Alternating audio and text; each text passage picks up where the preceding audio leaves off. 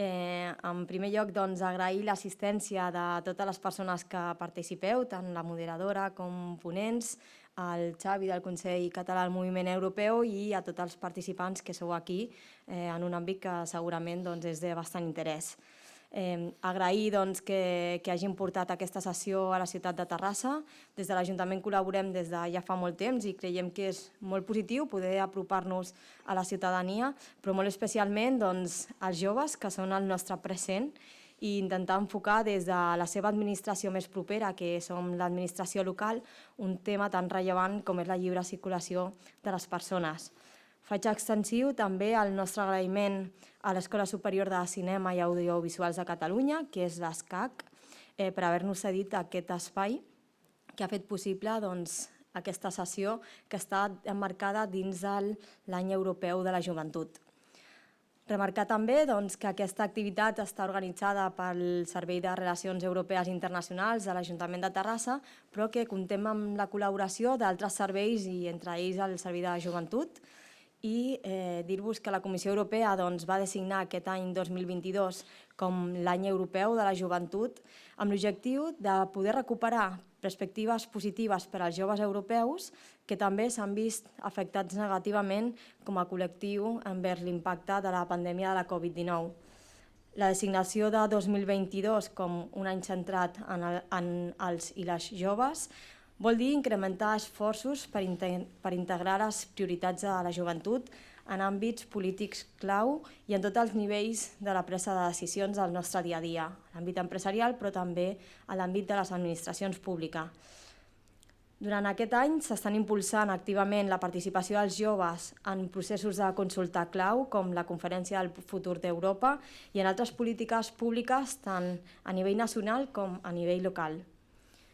S'han fet ja campanyes de conscienciació per a la Unió, per una Unió més inclusiva, per una Unió més verda, per una Unió més digital, així com estudis i investigacions sobre la situació en la qual es troben els i les joves de la Unió Europea i en tots els seus aspectes de millora. La sessió d'avui incidirà en un aspecte cabdal en la vostra vida i en el vostre futur, que és la llibertat de circulació de les persones des de diversos punts de vista, jurídic, pràctic, etc., en un context de preservar la mobilitat internacional per a joves. El programa de govern municipal i l'agenda urbana de Terrassa també treballen activament per millorar les condicions dels joves, els seus reptes, els seus anhels, que també són el de tots i totes. Tornar a agrair la participació del Consell Català del Moviment Europeu, especialment el seu president, el Xavier Ferrer, que promou i dona suport sempre a iniciatives que surten de l'àmbit local, però que també són iniciatives que són extensives a l'àmbit nacional. Així que moltes gràcies a tots i totes i passo la paraula al senyor Ferrer. Molt bé, moltes gràcies, bona tarda.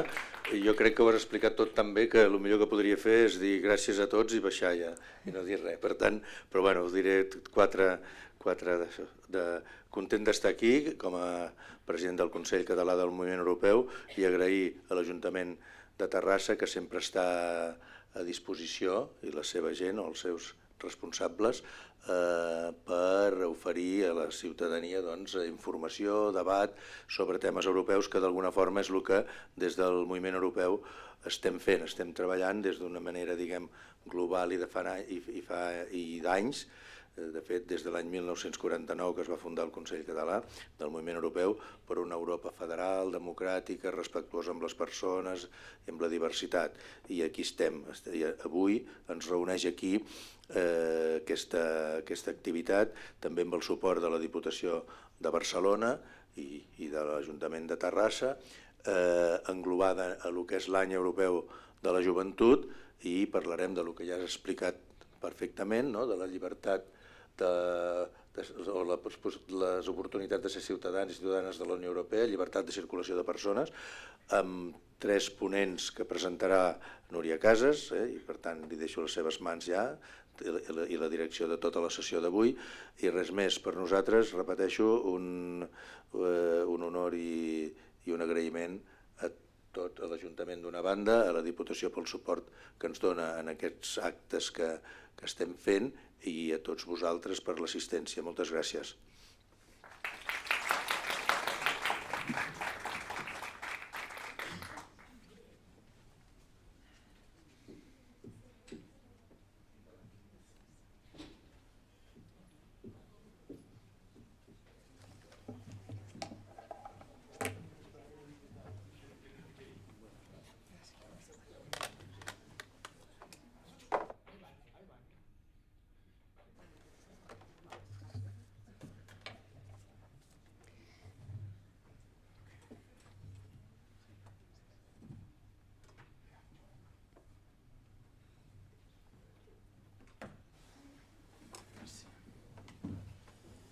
Bona tarda a totes i a tots novament. Aquesta sessió també s'està retransmetent via online, per tant, aprofitem per donar la benvinguda a tots els qui seguiu aquest interessant debat en format digital i, òbviament, a tots els que avui ho feu des de Terrassa, agraint sobretot que el públic eminentment sigui jove, que és també, per tant, el futur d'aquesta Unió Europea i d'aquesta segona jornada que lidera el moviment europeu des del Consell Català. Bé, aquesta segona sessió, aquesta llibertat de circulació de persones, que és un dret fonamental que ja recull l'article 45, nosaltres avui el debatrem amb 3 ponents de luxe. Ràpidament el que farem serà presentar-los i obrir la xerrada amb una pregunta oberta a tots vosaltres. Si us sembla bé, començo presentant Ailen Mendoza Martínez, coordinadora de voluntariat de l'associació La Víbria.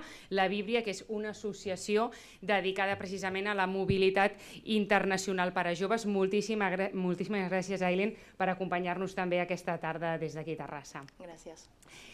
També el Miquel Iborra Bixeto, professor de Relacions Internacionals de la Universitat Pompeu Fabra i de la Universitat Oberta de Catalunya i tècnic en relacions bilaterals amb Europa des del Departament d'Acció Exterior. Moltíssimes gràcies també, Miquel, per avui ser-hi. Gràcies.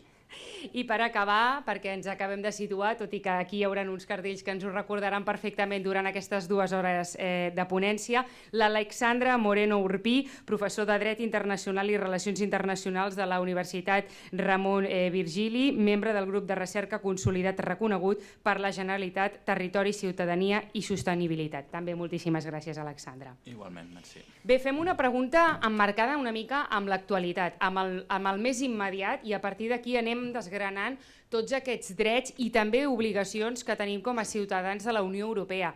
En quin sentit ens ha restringit la Covid després de 2 anys, després d'una pandèmia que ens va marcar tots el 2020? Veiem que amb la crisi econòmica sumada a la d'Ucraïna hi ha conseqüències, però també en el terreny de la mobilitat. Podem dir que 2 anys després, Miquel, si vols començar tu el debat, encara hi ha restriccions de mobilitat derivades de la Covid?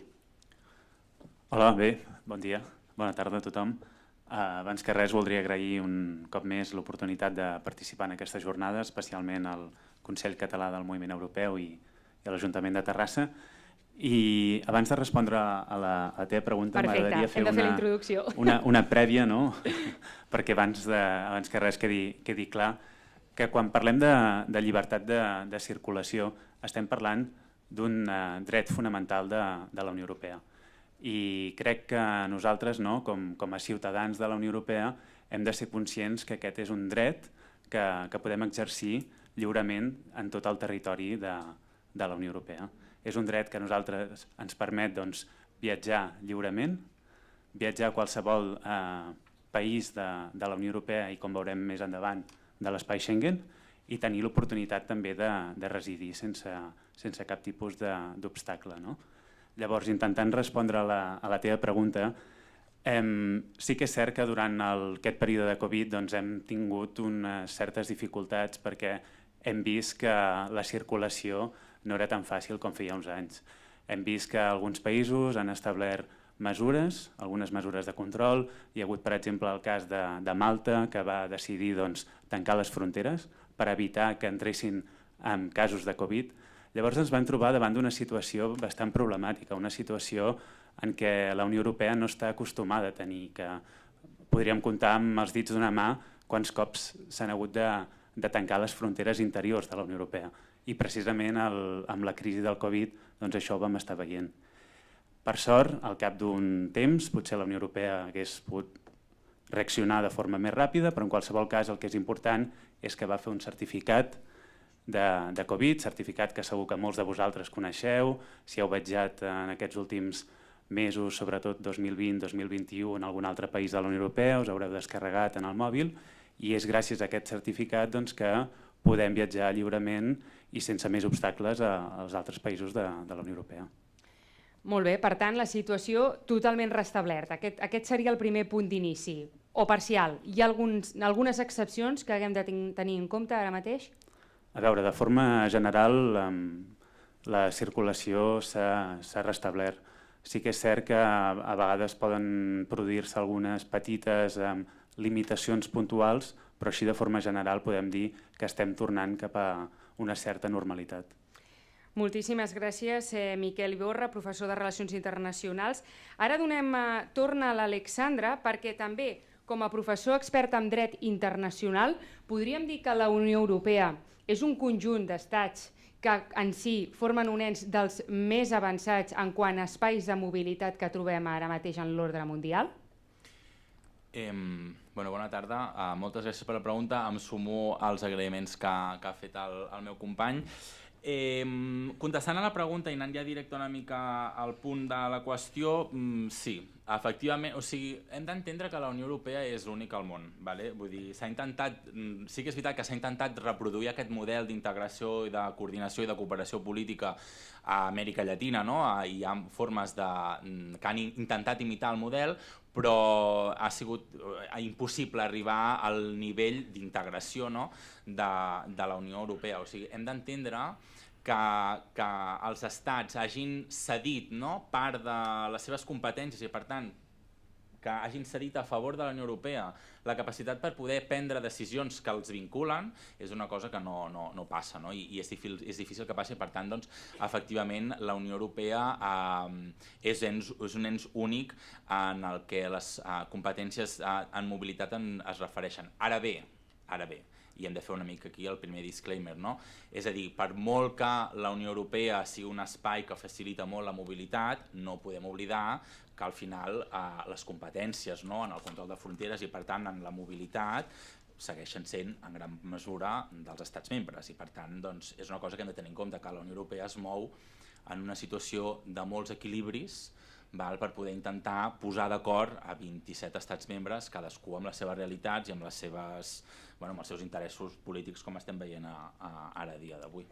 Per fer un retrat molt ràpid, actualment hi hauria 22 estats membres de la Unió Europea i hauríem de sumar Noruega, Islàndia, Suïssa i Liechtenstein en règim de països associats. Seria correcte, no? Per fer un moment el mapa, Alexandra, així inicial, no? Estaríem parlant d'aquesta totalitat, ho dic per afegir-los també. O sigui, estem parlant a nivell de mobilitat, de mobilitat. No? O sigui, hi ha la cosa que és l'espai Schengen, que el meu company doncs, domina bastant el tema i per tant, si vols respondre tu al tema de l'espai Schengen, doncs endavant, Però sí, hem d'entendre que quan parlem d'espai Schengen, no? I per tant de mobilitat a nivell de fronteres interiors i de control de la frontera exterior, parlem de tots aquests estats membres, més els de l'espai econòmic europeu, no? Noruega, Suïssa. Molt bé. I per acabar també m'agradaria escoltar a l'Aileen Mendoza, coordinadora del voluntariat de l'associació La Víbria, que com hem dit abans és aquest espai intercultural que jo crec que avui connecta molt amb el nostre públic. Per què és tan important, Aileen, que els joves coneixin els drets i els deures que tenen en aquesta lliure circulació? Per què és tan important precisament per a aquest sector de la societat? Vull dir, abans de començar també donar les gràcies a l'Ajuntament per formar aquesta jornada. Estic molt contenta de que hi hagi molts joves perquè és el nostre perfil amb qui treballem i evidentment en aquesta xerrada us donaran molta informació de mobilitat, etc. Però és veritat que la mobilitat europea no arriba a tothom, no tothom té la possibilitat de poder viatjar, de poder econòmicament poder tenir experiències en l'estranger, però la Unió Europea, a partir de programes europeus de la Comissió Europea, com poden ser els intercanvis juvenils o el Cos Europeu de Solidaritat, dona peu als joves a poder tenir experiències internacionals finançades. Finançades vol dir que podeu tenir experiències internacionals finançades per la Unió Europea, que els viatges, les activitats, etc. corrin, no heu de pagar res. Llavors, és superelemental la llibertat, el dret de la llibertat, la lliure circulació de persones per poder fomentar aquests programes i aquests projectes perquè els joves puguin tenir tots, sense pensar la seva classe social o el seu nivell econòmic, puguin tenir experiències internacionals europees. Però quan parles de que tothom hi té dret, hi ha algun requisit? Allò, un ABC ràpid que haguem de saber? En principi, els programes europeus, com els que he dit, com el Cos Europeu de Solidaritat o els intercanvis juvenils, estan pensats, són programes per joves que van entre 18 i 30 anys. L'únic que has de tenir és, o en el cas d'Espanya, la nacionalitat espanyola o la residència. Amb el NIE no cal ni tenir la nacionalitat, si tens el NIE ja tens dret a accedir a aquests programes. I en principi el ser finançats vol dir que podeu accedir a tenir una experiència internacional en un altre país, podeu estar 10 dies a Itàlia fent una activitat amb altres joves d'altres països sense haver de pagar allotjament, sense haver de pagar manutenció, gaudint de les activitats amb un ambient completament intercultural internacional, i és un programa obert a tots els joves de la Unió Europea, o sigui, no hi ha una restricció ni econòmica ni una restricció acadèmica, etc. Deixa'm dir-te que el micròfon òbviament està obert per tots els qui ens seguiu aquí a Terrassa, també si digitalment ens arriba alguna qüestió, per tant, micròfon de mà, per qualsevol dubte aixequeu-la i jo m'aproximo. Aileen, feu treballs d'assessoria internacional. Quines són les qüestions, els dubtes més freqüents que us trobeu? Sí, nosaltres actualment a la ciutat de Terrassa oferim un servei d'assessories a la Casa Bauman, els dimarts al matí i els dimarts a la tarda. En aquells espais d'assessoria els joves que estan interessats en la mobilitat internacional venen a buscar consells. Moltes vegades passa que hi ha una persona jove que vol anar a l'estranger, que vol estudiar en un altre país, que vol anar a treballar i no sap exactament quins requisits necessita. I nosaltres, de manera gratuïta, gràcies a la Casa Bauman i al Servei de Joventut, podem donar aquests consells als joves que en aquell moment tinguin interessos en poder fer mobilitat. El que passa és que moltes vegades pensem que la mobilitat ve de la mà de molts diners. Creiem que per poder anar fora a l'estiu hem de pagar molts diners en una acadèmia d'idiomes, però en realitat la Unió Europea posa a l'abast molts programes perquè tota la gent pugui accedir de manera finançada. Llavors els joves venen moltes vegades, hi ha moltes preguntes de com poder estudiar en un altre país o com poder viatjar d'una altra forma, no amb un tema de diners, sinó potser viatjant donant un servei o fent un voluntariat, etc. Llavors nosaltres li donem tota la informació a aquest jovent. Per tant, des de Vibria ho enfoqueu des de l'àmbit de l'educació, però també fins i tot podem trobar propostes de lleure 100%. Sí. Nosaltres és més, quan els joves venen amb l'àmbit més de l'educació, quan diuen vull anar a fer un Erasmus a un altre país, en realitat és més fàcil que això ho parlin amb el seu servei d'universitats o de cicles superiors, perquè són els que ho saben. En canvi, nosaltres el que oferim són altres projectes, que són projectes de solidaritat, projectes de lleure, projectes d'educació no formal, on els joves poden tenir una experiència intercultural internacional, on formar-se en un àmbit amb altres joves d'altres països. Per exemple, si parlem dels intercanvis internacionals, són jornades que poden ser entre 5 i 21 dies en un altre país de la Unió Europea amb joves d'altres països per tractar una temàtica en concret. Serien com unes colònies del col·le, però amb una altra gent d'altres països on pots realment conèixer el que és la realitat europea, perquè moltes vegades quan parlem de la Unió Europea creiem que és una que està molt lluny, ens parlen de paraules que no entenem, però en realitat la millor forma de conèixer la Unió Europea és viure-la amb altres habitants de la Unió Europea, amb altres joves, amb els joves de França, amb els joves d'Itàlia, de Noruega, d'Eslovàquia, fer pinya i poder conèixer i veure que evidentment som diferents perquè venim de països i realitats i cultures diferents, però al cap i a la fi els joves teniu les mateixes preguntes, els mateixos dubtes, les mateixes pors i les mateixes ganes de menjar-vos el futur. Doncs jo el que et demanaria després, que ara ens has deixat la mel als llavis, és que ens fessis un tastet amb 5 o 6 exemples actuals, factibles, que els que ens estan ara escoltant podrien xafardejar quan acabi la sessió. Si et sembla, ho recollirem més endavant. Per acabar, una dada només. Des de Vibria palpeu que aquesta demanda encara podria ser superior per l'oferta que teniu, però és massa desconeguda? Sí, nosaltres el que ens passa moltes vegades, a mi em passa molt, i és que oferim projectes com aquests europeus que són finançats i moltes vegades no arribem al mínim de participants. A vegades passa que ens diuen des d'una entitat d'Eslovàquia necessitem 6 participants de Catalunya que vinguin amb nosaltres de tal dia a tal dia, i jo em torno una mica a vegades boja buscant la gent que vulgui fer-ho i és per la desconeixença d'aquests programes, perquè són programes que estan pensats per arribar a tots els joves, són programes que estan pensats per posar tota la facilitat, fins i tot als joves que tinguin una situació econòmica diferent, però moltes vegades per desconeixement no arribem.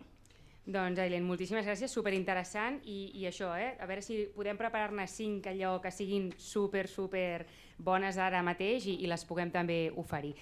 Miquel, per conèixer una mica el context actual, hem parlat ara de la part amable, no? D'aquesta gran oferta, però quines són també les obligacions quan fem aquesta lliure circulació? No sé si tenies alguna presentació preparada, si tècnicament vols reforçar-ho, i si no, doncs de paraula t'entendrem perfectament també.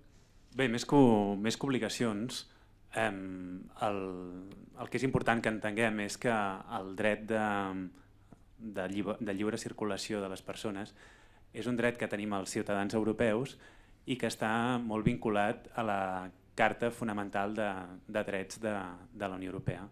És una carta que es va aprovar el 2001 i allà, vosaltres la podeu consultar, estan enumerats tots els drets i obligacions que tenen els ciutadans de la Unió Europea.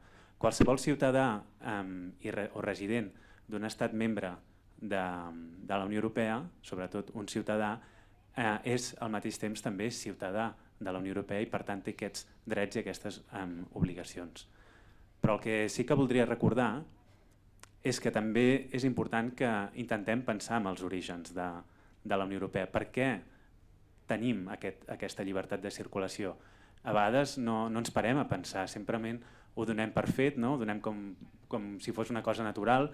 Ja ha explicat l'Àlex que és un cas bastant únic, només el trobem a Europa, sí que en altres latituds, per exemple Amèrica Llatina o Àsia, trobem organitzacions que intenten imitar la Unió Europea, però en realitat és un cas únic. El fet de poder-nos moure lliurement per tot el territori europeu és un gran avantatge i això ho hem de pensar, ho hem d'entendre en un context d'un mercat únic.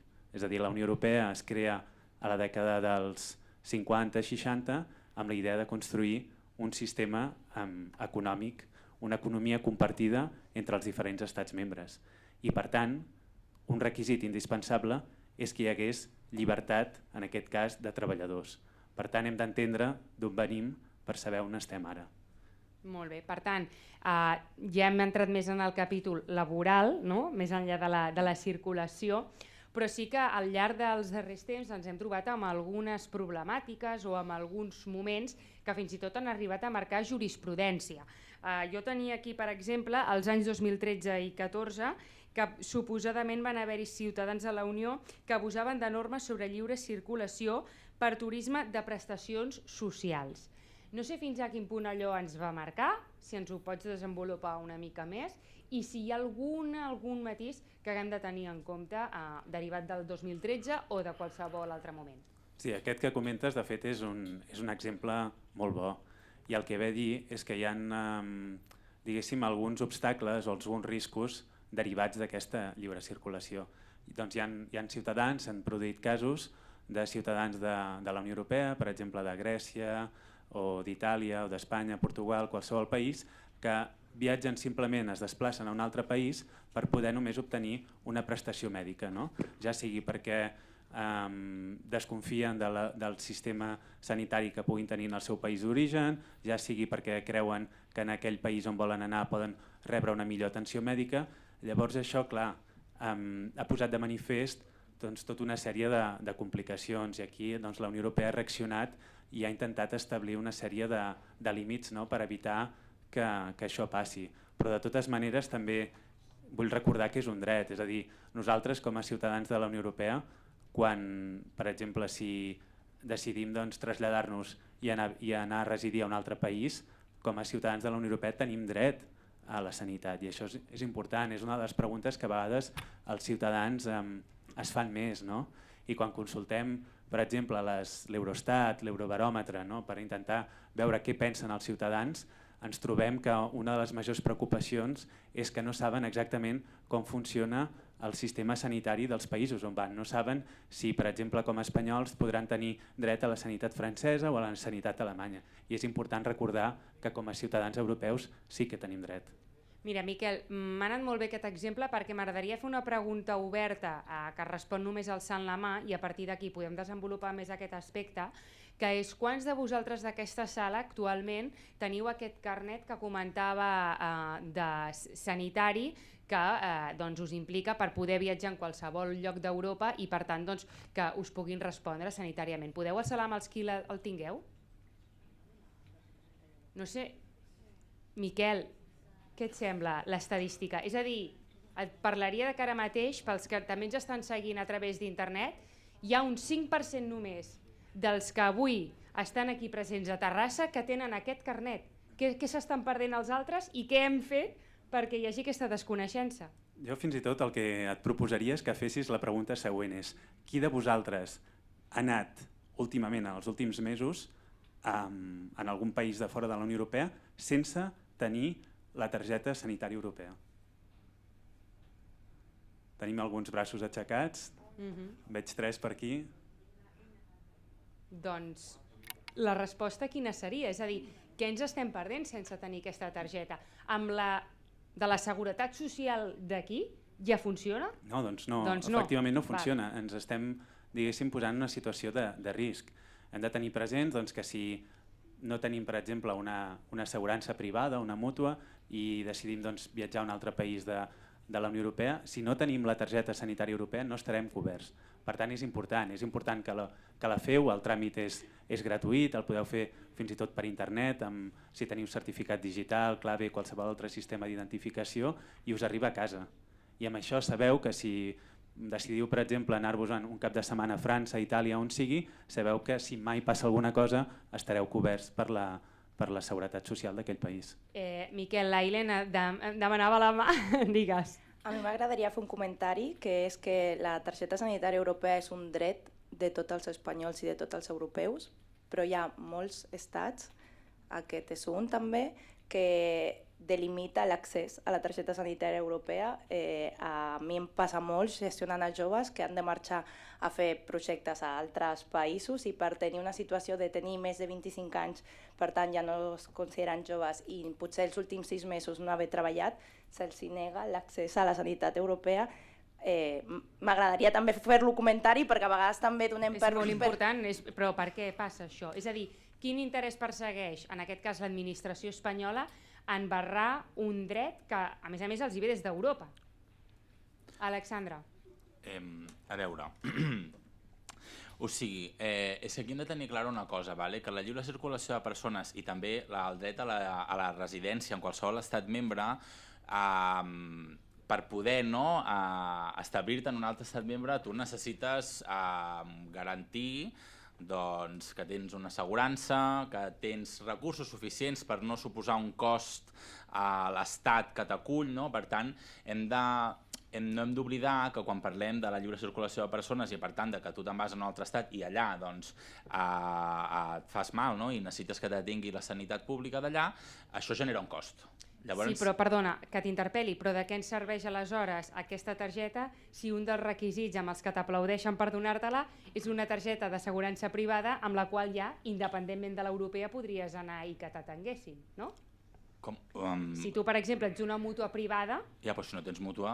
Clar, però dius que és un requisit que veuen amb bons ulls per donar-te a l'europea. O sigui, a veure, el requisit de tenir recursos suficients és quan tu t'instal·les, quan tu estableixes la teva residència fora del teu estat membre d'origen. Per tant, si tu te'n vas de vacances 10 dies a París, no et demanen que tinguis recursos suficients. Llavors, amb la targeta sanitària, que no és una assegurança de viatge, per tant, hi ha coses com, per exemple, jo què sé, un vol de retorn a l'estat, doncs no te'l cobrirà la targeta sanitària europea, això sí que te la donen. Ara, si tu ja vols establir-te, no hem d'oblidar que tu, una de les coses que et demanen a l'hora de donar-te la targeta de la residència temporal és precisament que tu demostris recursos suficients per no suposar un cost per l'estat que t'acull. Vull dir que aquí hem de tenir en compte que al final són recursos públics i que tot està molt bé, però que els estats, en èpoques també en què els gastos, les despeses estan des de les meravelloses retallades del 2008, que sembla que encara estiguem retallades, doncs molts estats encara no limiten això, però no ens oblidem que al final el que es demana també és que cadascú sigui suficient, sobretot si et vols instal·lar, que siguis, que no suposis una despesa, i això no tothom pot fer-ho.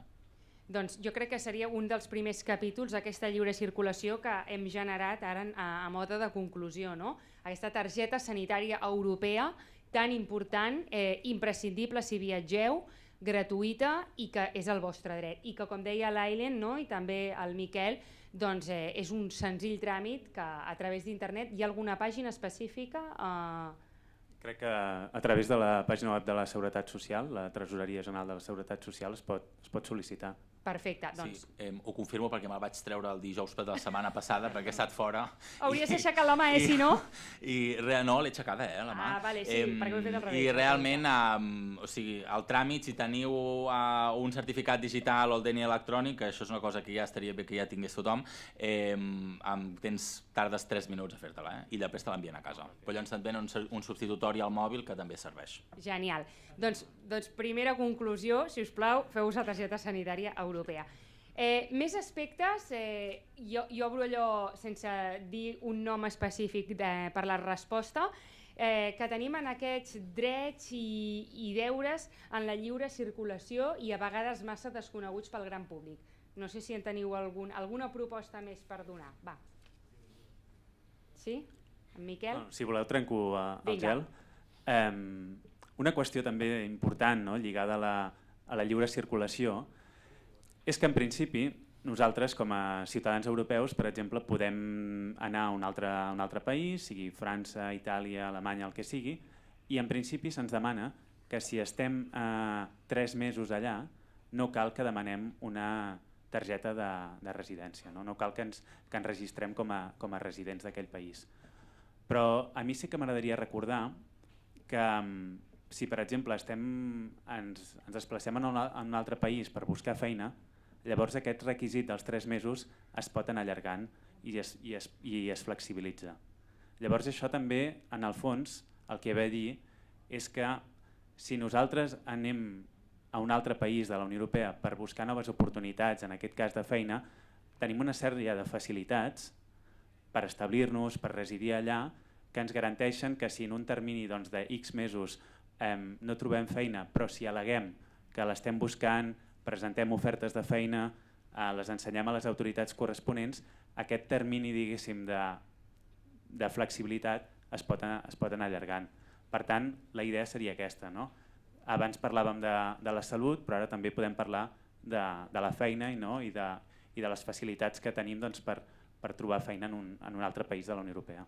Per tant, topall de 3 mesos i a partir d'aquí el veredicte, depenent de si convencem o no, a quina administració? Unió Europea, país on hem establert la residència o país d'origen? Aquí s'ha de fer directament al país on ens dirigim. En alguns casos, a vegades, les autoritats són territorials, com aquí podria ser les comunitats autònomes. A Bèlgica, per exemple, serien els governs de Flandes o Valònia, per exemple, i recordar això, que si anem a buscar feina no cal que ens registrem en un termini de 6 mesos i si al cap de 6 mesos encara no hem trobat feina, si ho al·leguem, si demostrem a les autoritats, ensenyem que hem estat buscant feina, que hem presentat currículums, que hem rebut correus conforme han rebut la nostra sol·licitud o fins i tot que ens han cridat per fer entrevistes i malgrat tot no hem aconseguit una feina, que aquest termini es pot anar allargant. Perdona, perquè potser a mi no m'ha quedat clar, però deies 3 mesos i allò d'allargar-ho fins al mig any amb què es diferencia? Sí, el termini general són 3 mesos. Pots estar residint a un altre estat membre de la Unió Europea durant 3 mesos sense haver-te de registrar. Llavors hi ha el cas que és quan et desplaces per buscar feina, que aquests 3 mesos s'amplien fins als 6 i es poden allargar si demostres que continues buscant feina. Molt bé, amb què implica encara a dia d'avui, no sé si malauradament o positivament, els lligams que puguem establir amb el país de residència, els lligams que puguem tenir a nivell familiar o d'estructura.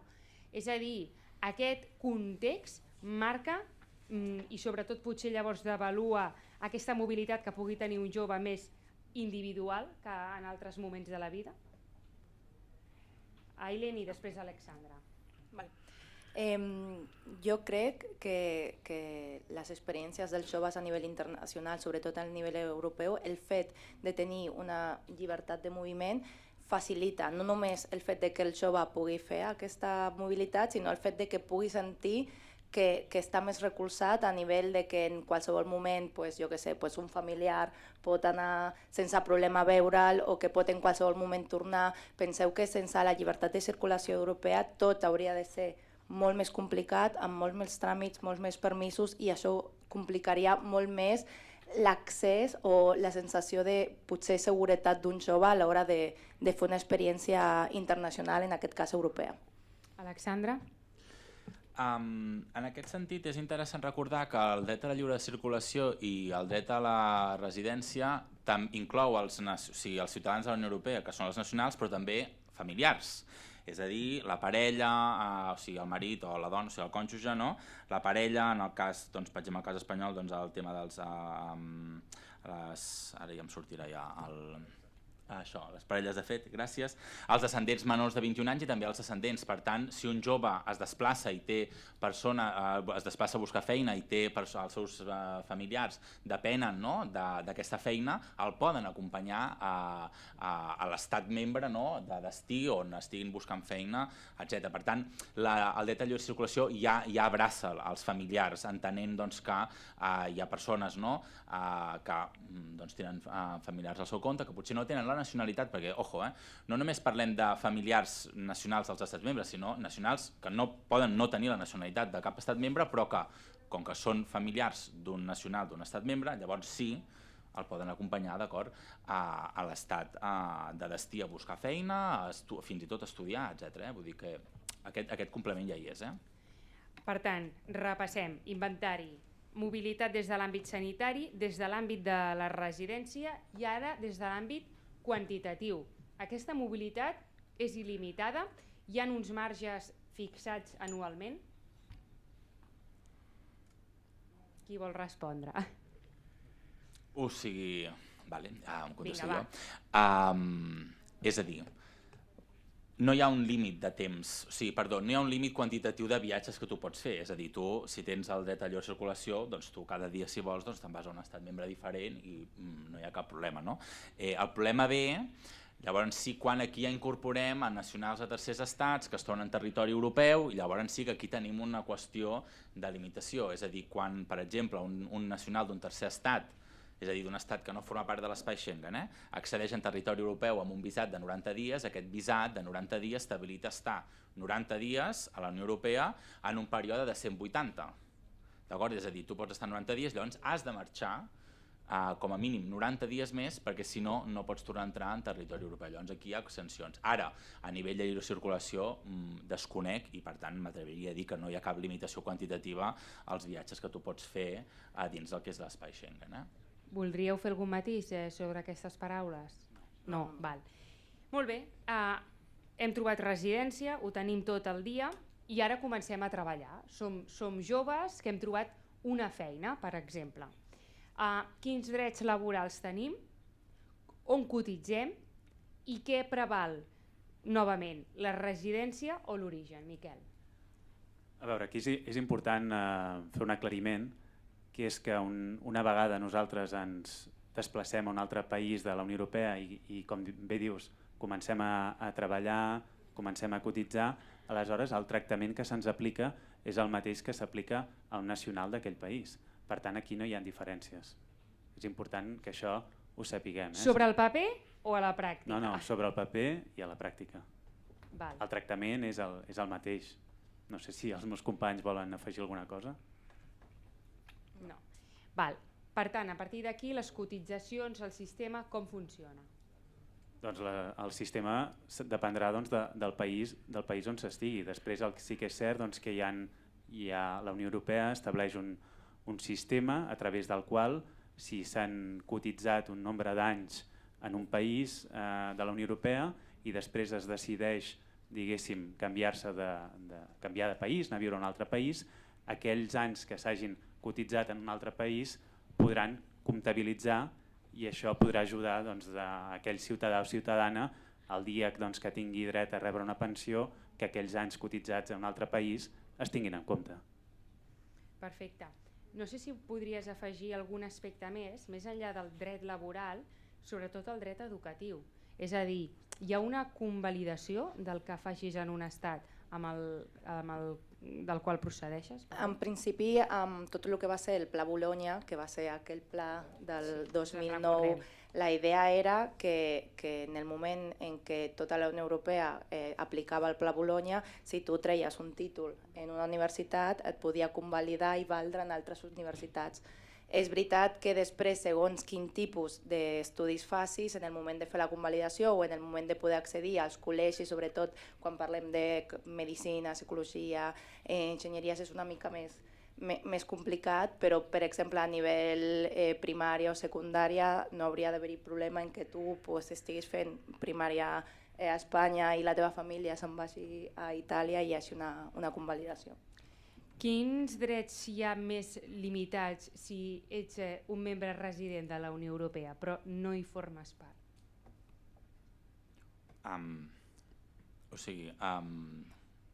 Aquesta Unió Europea té un caràcter obert pels estats membres. Sí. Si únicament ets resident però no formes part d'aquests estats membres, hi ha alguna restricció? Clar, a veure, aquí és que estem posant moltes coses damunt la taula, intentarem ser... Clar, Alexandra, també penso una cosa, són 2 hores i estem fent una lectura molt en diagonal, però si creieu que hi ha algun punt que dius anem a profunditzar-lo, Sí, bueno, via lliure. en tinc moltíssims al cap, però no, o sigui, hem d'entendre una cosa, vale? Que per molt que hi hagi un dret a la residència, que per tant tu puguis formar part, no, d'aquest estat i tu puguis tenir la residència allà, treballar-hi, estudiar-hi fins i tot, no? Abans es comentava, el dret a lliure circulació i per tant també el dret a residir, no, en un estat també ve quan en lloc d'estar treballant jo estic estudiant, vull dir, fins i tot, i això també incorpora la formació professional, vull dir que anar a fer unes pràctiques de formació professional a fora i estar inscrit en un centre també ens dona dret a la lliure circulació i a la lliure residència. Però clar, aquí es barreja una altra idea que és la qüestió del règim d'estrangeria a cada estat membre, és a dir, que una cosa és la residència i que per tant tu tinguis dret a residir-hi i l'altra és que tu siguis considerat un estranger en aquest territori, que és possible, segurament ets considerat un estranger. Vaig a posar un exemple molt clar. La LOREC, d'acord, i per tant la llei electoral espanyola no autoritza les persones que només permet als nacionals espanyols, o sigui, als espanyols i a les espanyoles, votar i ser votat a les eleccions autonòmiques, estatals, locals i europees. I això és un dret polític que només està reconegut als que tenen la nacionalitat espanyola.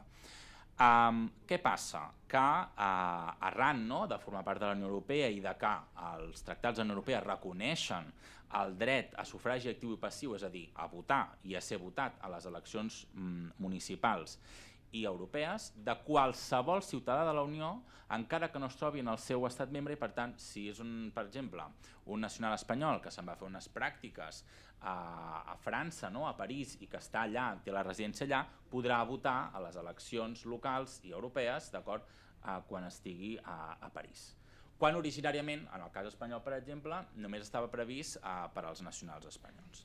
Dit això, clar, hauríem de veure què preveu cada règim d'estrangeria a nivell dels diversos estats membres. Sí que des de la perspectiva ja no tan europea, sinó de la perspectiva internacional, s'intenta, d'acord, cada estat membre, o sigui, cada estat és lliure per decidir quin és el règim d'estrangeria, d'acord, que s'aplica a les persones no nacionals d'aquell estat. I això és una premissa que hem de tenir clara. Cada estat membre té el seu règim d'estrangeria propi.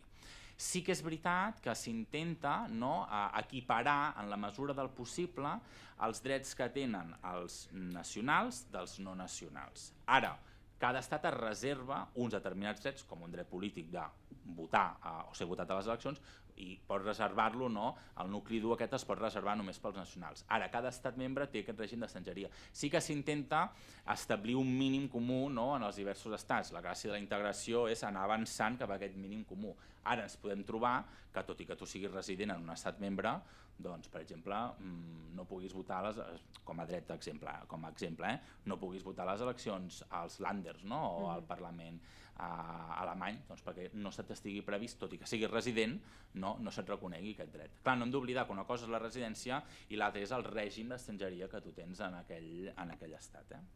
Per tant, podem concloure, ara que arribem a les 7, que obrirem el micròfon i si no, doncs continuarem, però la lliure circulació, estem davant d'un concepte que és potser dels que més ha calat, més ha triomfat dins de la Unió Europea, és a dir, el que més consens ha tingut? Perquè veiem altres exemples, no? on els estats membres encara sembla que volen donar més força amb les seves temàtiques o amb les seves visions pròpies. La circulació, hi ha un consens generalitzat en la manera d'efectuar-lo? O sigui, a veure, jo m'atreviria a dir, digueu-me, corregiu-me o dieu-me molt valent, però és que sense lliure circulació de persones la Unió Europea no estaria aquí. És que és una condició, o sigui, és que és un requisit necessari. En el moment, com ha dit el company, el Miquel... Més fort que l'euro, més fort que una moneda única. Bueno, és que també entraríem a veure el tema de l'euro, però no, sí, és a dir, és que al final tot està interrelacionat. En el moment en què tu constitueixes un mercat únic, no, en què qualsevol producte de la Unió Europea pot circular lliurement per aquest mercat i també els treballadors, això comporta un dret a la lliure circulació. És a dir, és que no podíem entendre la Unió Europea d'avui sense un dret a la lliure circulació de persones. Seria una altra cosa, no sé què seria, però no pots eliminar-los. Igual que el tema de l'euro, que en el moment en què tu tens un mercat únic, amb un banc central europeu, amb una moneda única, clar, tot això construeix d'acord aquesta idea. Per tant, són indissociables la lliure circulació i l'euro del que és la Unió Europea. Sí que podríem qüestionar si s'ha fet bé o no s'ha fet bé. Això no vull entrar-hi, però per mi és, i a més és únic, i deixa'm dir-te que és una cosa que a vegades no en som prou conscients del que tenim i de lo avantatjós que és. De fet, aquest cap de setmana estava a França i vaig tenir l'oportunitat de parlar amb una noia que em diu, hòstia, és que se m'acaba el visat la setmana que ve. I dic, bueno, doncs tens un problema, que és que o aconsegueixes parlar amb les autoritats franceses, perquè ella és de Nicaragua, tenia un avió programat, s'ha anul·lat arran d'aquest huracà que hi ha, i clar, té un problema perquè el dia 15 se li acabava el visat de 90 dies. Llavors sí que la possibilitat d'una pròrroga extraordinària, però clar, és que si no ho fas, entres a la llista, et posen a la llista del CIS, i per tant no pots accedir en territori de Schengen durant uns quants anys. Llavors clar, això... Poca broma. No, clar, i a més és que això nosaltres no ens n'adonem perquè ho hem naturalitzat moltíssim. El fet de poder viatjar fins a la punta més remota de Suècia amb el nostre DNI, que jo recomano que també porteu el passaport per si de cas, però vull dir, si aneu a la punta més remota de Suècia amb el DNI, això és una cosa que hem normalitzat nosaltres i que no passa. Hem nascut amb això, en part, no? Sobretot molts dels que estan aquí avui. En part, no? Hi ha alguna pregunta, alguna reflexió en veu alta que vulgueu donar? No? Són les 7, allò com diríem estem a l'Equador. Sí? N'hi ha una, perfecte. Doncs és que així també ho fem més participatiu. Em sembla que allà hi ha una pregunta. Sí. Així, doncs, perfecte.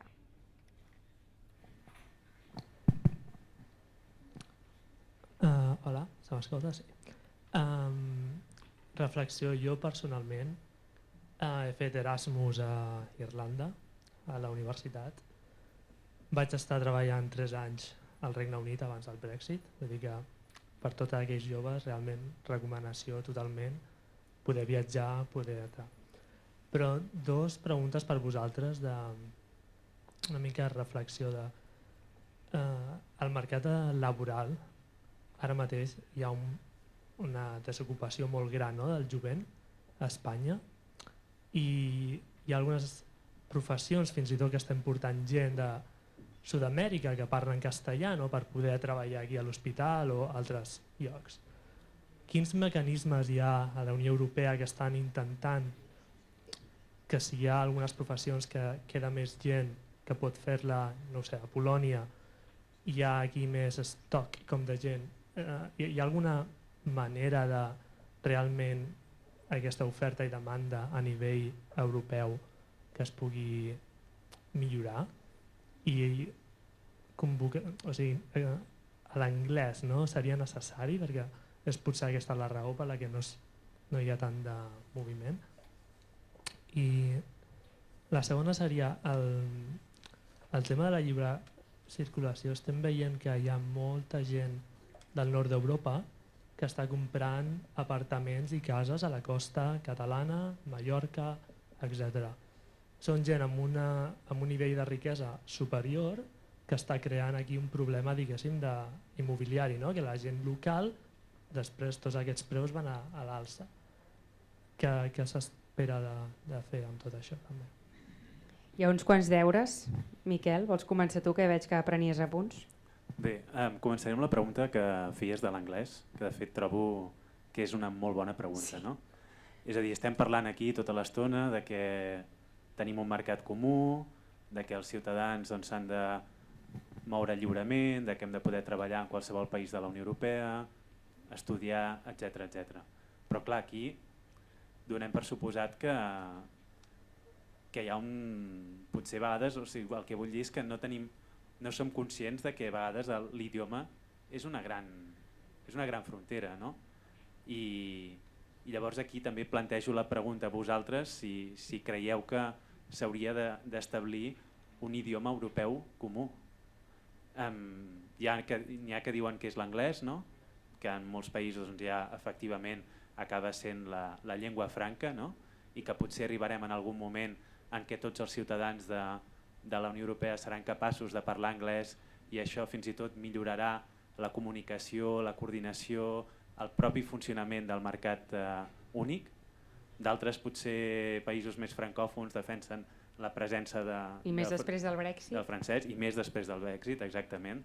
De fet, França sempre ha estat defensant que el francès continuï sent idioma oficial a les institucions europees, perquè no ens oblidem, a la Comissió Europea l'idioma oficial és tant l'anglès com el francès, malgrat que estarem tots d'acord aquí que hi ha més ciutadans a la Unió Europea que entenen més o menys l'anglès que no pas el francès.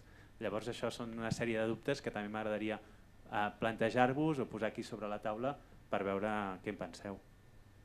I després, si voleu, podem anar a la segona pregunta o la contesto si la ara. vols respondre, i així també penso que hi havia alguna altra mà alçada. Sí, el punt que comentaves d'aquest fenomen que estem trobant, sobretot en països del sud d'Europa, que hi ha molt bon clima, platges molt boniques, al final això resulta atractiu per molta gent del nord d'Europa.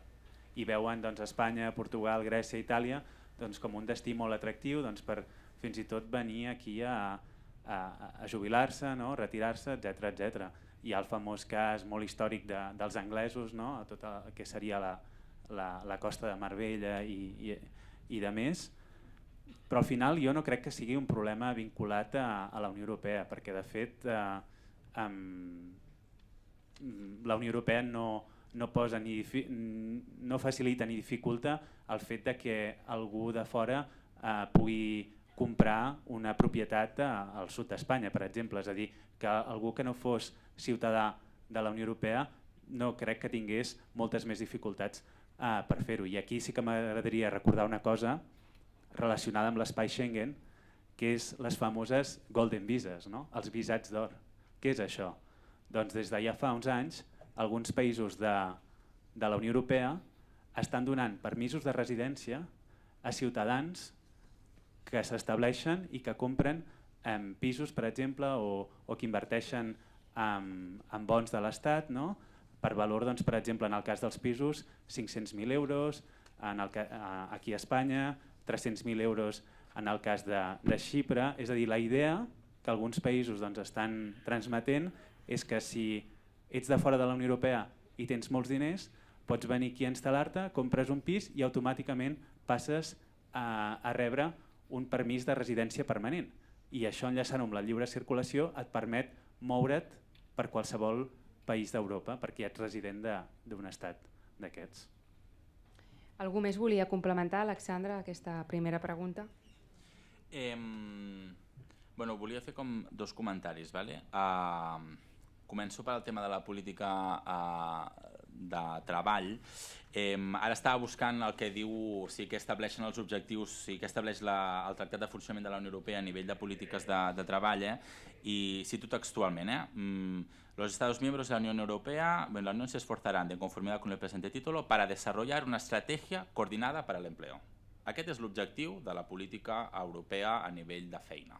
Per tant, clar, facilitats de poder, per exemple, de que una persona que estigui en territori espanyol pugui anar a treballar o pugui fer unes pràctiques a Polònia, sí que n'hi ha. De fet, hi ha portals, hi ha un portal que es diu Euraccess, que permet, sobretot amb estades de mobilitat, a nivell a nivell d'investigació d'acord amb el marc universitari, però ara desconec el títol concret del mecanisme, però sí que els centres Europe Direct, d'acord, els centres Europa Direct, que són uns centres que connecten la Comissió Europea amb el territori, sí que tenen accés, i recordo que l'any passat vaig estar parlant amb la responsable d'aquest centre de Girona, d'acord, i sí que allà hi ha un espai per facilitar el contacte entre estudiants en territori espanyol i demandants de pràctiques en altres territoris d'altres estats membres, precisament per fer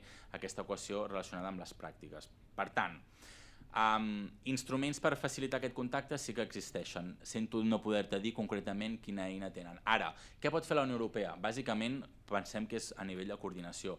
Això forma part de les competències compartides entre els estats i la Unió Europea. Quan ja entrem en competències compartides vol dir que per defecte ho fan els estats, ara bé, la Unió pot actuar sempre quan ho justifiqui adequadament i no sempre ho justifica adequadament.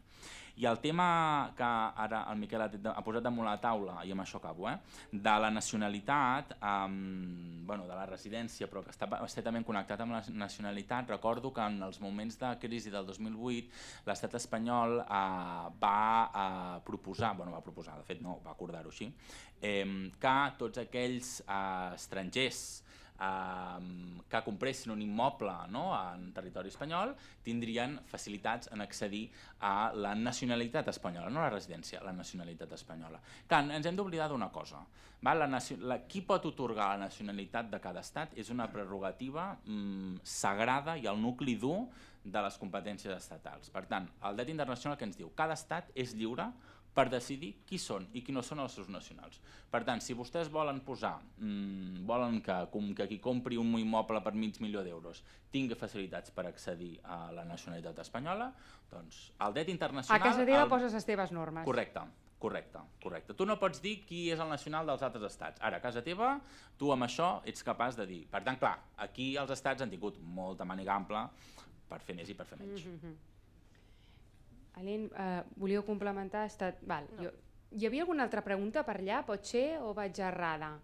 Sí, aquí, perdona. Perdó, em sembla que havien aixecat per allà algunes noies, jo ja he entès perfectament el que és de la limitació del temps en què podem estar en un altre país de la Unió Europea. També he entès que nosaltres som tots europeus i per tant podem circular lliurement, però ara m'ha vingut la pregunta que ha fet, l'he trobat molt pertinent, la segona pregunta que acaben de fer, perquè m'ha recordat de l'1-10. Quan l'1-10 hi va haver una diàspora política de persones que es van automàticament exiliar. Imagino que alguns marxarien per treball, però jo vaig sentir, perquè vaig posar una mica les antenes amb amics meus que em van dir que tenien la doble ciutadania. És a dir, com molt bé dèieu ara, perquè la pregunta està una mica contestada ara al final justament, que dèieu, cada país pot gestionar com és la seva ciutadania, com donar la doble nacionalitat o com acceptar el permís de residència. Llavors, això de la doble ciutadania, que no és tant la residència, no és tant, i que hi ha gent que jo conec que té ciutadanies d'altres països d'Europa per si de cas les coses es posen maldades aquí. A veure, vols contestar tu? A veure, jo no sé si el concepte de doble ciutadania era correcte o no és correcte. O doble nacionalitat. Doble nacionalitat, clar, és una cosa. És a dir, és ciutadà europeu tot nacional d'un estat membre. Per tant, si tu tens la doble nacionalitat per circumstàncies X, doncs seràs ciutadà europeu per una banda o per l'altra. Ara, clar, és que els temes de la doble nacionalitat no és un tema senzill, perquè a nivell de dret internacional, ja no entro tant a nivell de la Unió Europea, però a nivell de dret internacional, cada estat elabora tractats internacionals d'acord amb altres estats precisament per abordar la qüestió de la doble nacionalitat. I Alexandra, perdona, trobem exemples superrecents, no? Perquè fins fa poc Espanya i França no podien tenir la doble nacionalitat, aquelles persones que en poguessin gaudir d'ella l'havien d'escollir, i ara precisament recentment amb el govern de Pedro Sánchez i Macron van establir que fins i tot per història, pel llegat històric que va suposar la Guerra Civil i tot, ara sí que una persona francesa amb llegat espanyol podria gaudir de la doble. Per tant, aquí que és molt canviant, que potser hauríem d'anar al tractament específic. Clar, és que hem de pensar Perdona que t'hagi interromput, no, però... està molt bé. O sigui, és que hem de pensar que el tema de la nacionalitat, repeteixo, és una prerrogativa de l'Estat i, per tant, els estats, d'acord amb els seus interessos polítics, com aquest exemple que em comentaves de França i Espanya, adopta els acords que vol amb altres estats. Clar, per què és interessant tenir un tantac de doble nacionalitat? Doncs precisament per evitar situacions que poden generar controvèrsia entre dos estats. Ara poso un exemple molt senzill, d'acord? Al principi, a la presentació de l'acte, s'havia parlat de protecció diplomàtica europea. Hi ha una cosa que en dret internacional es coneix com a protecció diplomàtica, és a dir, si jo, per exemple, me'n vaig de vacances a un estat, i aquest estat vulnera una cosa que es coneix com a estàndard mínim de l'estranger, és a dir, el mínim que tu has de garantir a les persones estrangeres, jo puc anar a les autoritats del meu estat i dir, escolti'm, estava de vacances aquí, han incomplert el tracte que se'm devia en tant que estranger i per tant reclamo, li demanaria a l'estat encarecidament que vostè activi la protecció diplomàtica. Clar, si jo me'n vaig de vacances a un estat on jo també soc nacional, aquesta protecció diplomàtica és impossible, perquè l'estat no pot, jo si soc nacional del meu estat reclamo via a les institucions, el que sigui falta, el contenciós administratiu o el policia de turno. Llavors, clar, s'ha de buscar, s'ha de veure quin és el règim bilateral amb cada estat. Jo tenia un alumne que em deia, jo tinc la doble nacionalitat veneçolana i espanyola, però cada vegada que vaig a Veneçuela haig d'entrar amb el passaport veneçolà, perquè si entro amb el DNI europeu, amb el DNI espanyol, jo automàticament perdo la nacionalitat veneçolana. O, per exemple, els andorrans, que passa exactament el mateix, que arriben als 18 de no sé quina edat i els obliguen a triar. Ara bé, conec i no posaré noms, però gent que renuncia a una però de facto manté les dues, perquè a la que passes la frontera canvies el document amb el que entres i ningú et controla això. Feta la llei, feta la trampa. És un règim el tema de la doble nacionalitat és una qüestió bastant complicada. El Miquel volia dir alguna cosa. Hi ha alguna mà per allà que així anem preparant el micròfon? No? Perdoneu, m'havia semblat abans. Sí, jo només volia, com bé diu l'Àlex, recordar això, que el fet de poder aconseguir una nacionalitat o una altra, dobles nacionalitats dins de la Unió Europea, això ho decideixen exclusivament els estats. I a vegades sento aquesta frase que es diu que és que està prohibit tenir dues nacionalitats d'estats membres de la Unió Europea. Això a vegades segurament que algú de vosaltres també ho haureu sentit, hi ha gent que ho diu, que diu no pots tenir una nacionalitat espanyola i italiana, no pots tenir una nacionalitat alemanya i francesa. Això no és veritat. Clar que la pots tenir, dependrà sempre dels acords que hagin pres aquells països. El que sí que hi ha una cosa que és bastant curiosa, que és que aquells ciutadans que tenen doble nacionalitat europea, en teoria, només haurien de poder votar un cop a les eleccions europees, normalment en aquell estat que estan residint. Però s'ha donat casos de ciutadans de la Unió Europea que han arribat a votar dues vegades. És a dir, voten, per exemple, una persona que és francesa i alemanya, vota al matí a França, agafa un avió o el cotxe, creua la frontera, se'n va a Alemanya i torna a votar. I aquí és un problema que, a veure, amb xifres, evidentment és molt baix, no? Sí, perquè l'abstenció en votació europea acostuma a ser bastant alta i de cop surten com uns bolets persones motivades. Exacte. Està bé, no? És curiós. Estem una mica ja posant la recta final en aquest debat perquè, com bé ara em recordava el Xavier, el president, hi ha un petit refrigeri de 30 minuts per acabar d'intercanviar impressions. Jo voldria una mica anar recollint el guant i quan parlem d'aquestes restriccions d'entrada i de residència les fem servir o les al·leguem per raons d'ordre públic, seguretat pública o salut pública. I una mica enllaçant, per tant, amb el tema principal, ara que estem encara en la recta final, aquesta salut pública sembla que justificada o entesa per tot el conjunt de la ciutadania europea ens ha marcat un precedent una mica perillós o, com hem vist, com que aquestes restriccions s'han abolit, tot s'ha restablert, no hem de tenir por en el mig termini?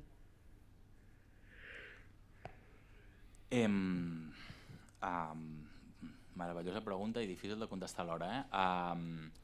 A veure, jo crec que el dret a la lliure circulació de persones ha sigut un èxit de la Unió Europea i crec que la Comissió Europea, en el moment en què els estats membres van decidir tirar pel dret i començar a posar restriccions, va ser bastant bel·ligerant dins dels paràmetres que tenia per actuar per intentar minimitzar les limitacions a la lliure circulació de persones. Per tant, a veure, jo crec que la Unió Europea i especialment la Comissió no està disposada a renunciar-hi i sí que és veritat, ara, generar un precedent. A veure, és molt difícil aventurar-se. Des del meu punt de vista, jo crec que davant del que estaven fent els estats que tenien capacitat precisament per limitar la lliure circulació, el que va fer la Unió Europea era l'esperable, que era intentar donar una resposta conjunta a totes les limitacions. Que això acabi generant que cada vegada que hi hagi una malaltia o una malaltia, pensem també que a l'hora de limitar... Home, la verola del mono, per exemple. La verola del mono, no? Que sembla la segona part de l'alerta Covid. Clar, però ara aprofito, d'acord, perquè això sí que ho tenia apuntat concretament, el tema de la salut pública, no? Les malalties que poden justificar una mesura que limiti la lliure circulació són en potencial epidèmic, tal com ho defineix l'Organització Mundial de la Salut, per tant aquí ja tenim l'organització de l'Organització Mundial de la Salut. 2, malalties infeccioses o parasitàries que siguin al país d'acollida objecte de disposició de protecció dels nacionals. Aquí ja tenim en compte les polítiques nacionals a nivell de salut, que això sí que és una prerrogativa dels estats. Per tant, hauríem de veure quina és la... Clar, s'ha d'atendre cada cas concret, no és perquè cada malaltia amb una potencial incidència justifiqui la limitació. I a més hem de tenir en compte que quan es limita el dret a la lliure circulació tant de fronteres internes com d'accés a l'espai Schengen, això ha de ser una mesura proporcional, no discriminatòria i a més ha de ser l'última ràtio. És a dir, l'últim que tu has de fer com a estat membre és limitar la lliure circulació.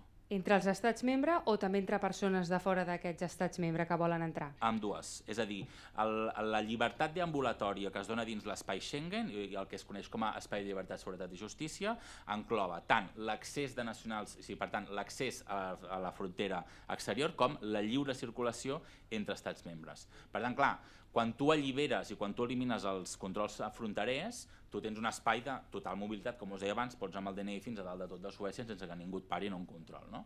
Clar, això què vol dir? Que els estats membres, quan vegin una amenaça, ordre públic, seguretat pública o salut pública, poden limitar aquesta llibertat. Però no és gratuït, és a dir, hi ha unes condicions, uns criteris que s'han de complir i, ojo, la Unió Europea i la Comissió Europea intervé. Ara bé, també deixeu-me dir-vos que el procediment o la intervenció que fa la Unió és més aviat un dictamen, però al final l'Estat és qui que va decidint. Vull dir, això també ho hem de tenir present a l'hora de posar-ho damunt la taula. I un darrer apunt d'actualitat, com està la guerra d'Ucraïna, aquesta excepcionalitat que es va donar d'entrada a tots aquells ciutadans, majoritàriament ciutadanes i menors que volien venir aquí. Ucraïna no forma part de la Unió Europea. En quin punt està aquest tema? A veure, no sé, vol contestar algú? És que estic com monopolitzant molt les intervencions. Estem repartint el joc, Ale? Sí? Sí. A veure, és una situació, com tu has dit, certament excepcional. És a dir, aquest mecanisme que es va activar per atorgar aquests visats extraordinaris i urgents és la primera vegada que s'activava. Ja portava uns quants anys aquest instrument de la Unió Europea damunt la taula. Això ha evidenciat, des del meu punt de vista, i per tant això no compromet ni la Universitat Rovira i Virgili ni ningú, des del meu punt de vista, cert racisme institucional. És a dir, hem acceptat... Sí, home, és a dir, els migrants sirians no tenen les mateixes facilitats que el que tenen els ucraïnesos. Amb tots els respectes, i vagi per davant la meva sensibilitat i l'estima cap al poble d'Ucraïna, però aquí tenim una situació d'evident tracte diferenciat entre migrants procedents del nord d'Àfrica, no? Tots ens en recordem dels camps de refugiats a Grècia, Itàlia, etc. Però això pot fer que un immigrant d'aquests països pugui arribar fins i tot al Tribunal Superior de Justícia Europea, sentar un precedent, al·legar el que s'ha fet amb Ucraïna i reclamar el mateix? Tindria dret a ser escoltat? Bona pregunta i bon problema jurídic, m'estàs plantejant mateix damunt la taula. Com que no ha passat encara, doncs... No, és que com t'ho diria, és que els estats membres a l'hora de o sigui, pensa que tot el marc regulador de l'accés a l'espai Schengen i per tant tota la política d'asil i de refugis de la Unió Europea està establerta, o sigui, s'estableixen una sèrie de criteris i els estats ja s'han encarregat prou de justificar el per què no s'atorguen determinats estatuts de refugiats a determinades persones. Això hi ha uns criteris, si tu no compleixes amb els criteris d'aquesta llista, doncs no se t'atorga l'estatut de refugiat i ja està, no hi ha cap obligació de donar-lo, simplement cada persona en el món té dret a demanar asil i refugi. Això és una cosa que hem de tenir clara. Ara, que te'l donguin o no, és una prerrogativa de l'Estat. Hi ha un tractat internacional, el Conveni de Ginebra i el Protocol de Nova York, que ens diu, escolti'm, si hi ha una persona que compleix aquests criteris, se li dona el refugi o no se li dona el refugi.